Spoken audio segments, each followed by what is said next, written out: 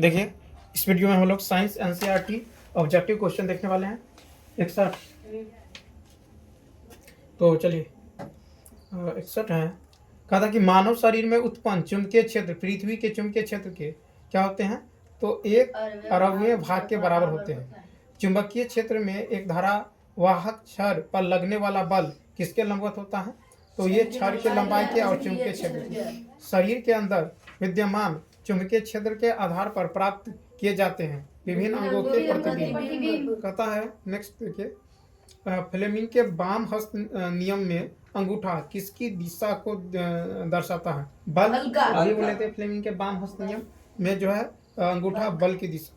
फिर है कि जब विद्युत धारा की दिशा चुंबकीय क्षेत्र की दिशा के लंबवत होती है, लंबवत होता है तो आरोपित बल का परिणाम क्या होता है, अधिकतम। कहता है कि तांबे के तार को एक आयताकार कुंडली किसी चुंबकीय क्षेत्र में घूर्णी गति कर रही है। इस कुंडली में प्रेरित विद्युत धारा की दिशा में कितने परिक्रमण के पश्चात परिवर्तन होता है, आधा। वह उपकरण जो विद्युत ऊर्जा को यांत्रिक ऊर्जा में बदलता है क्या है, विद्युत मोटर। व्यावसायिक मोटरों में जो है किस प्रकार के चुंबक का उपयोग होता है, विद्युत चुंबक।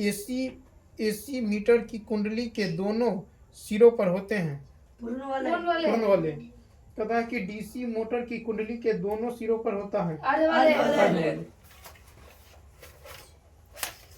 उसके बाद चुंबकीय फ्लक्स का ऐसा मात्रक वेबर। किसी चालक तार को चुंबकीय क्षेत्र में चलाने पर उसके सिरों के बीच विभवांतर पैदा होने की घटना कहलाती है विद्युत चुंबकीय प्रेरण की खोज किसने की थी, फैराडे। विद्युत चुंबकीय प्रेरण की परिघटना तो कुंडली तथा चुंबक के बीच अपेक्षित गति के कारण कुंडली में प्रेरित विद्युत धारा उत्पन्न करती है। फिर है कि किस युक्ति में विभक्त वलय दिक् परिवर्तन का कार्य होता है, विद्युत जनित। विभक्त वलय प्रयुक्त होता है डीसी मोटर में। किसी एसी जनित तथा डीसी जनित में एक मूलभूत अंतर यह है कि एसी जनित में सर्पी वलय होता है जबकि डीसी जनित में दिक् परिवर्तन। विद्युत धारा उत्पन्न करने की युक्ति को कहते हैं जनित, जनरेटर। कौन सी युक्ति है जिसमें विद्युत धारावाही चालक तथा चुंबकीय क्षेत्र का उपयोग करती है, पता है, विद्युत जनित। हो गया ना, तो रहने दीजिए।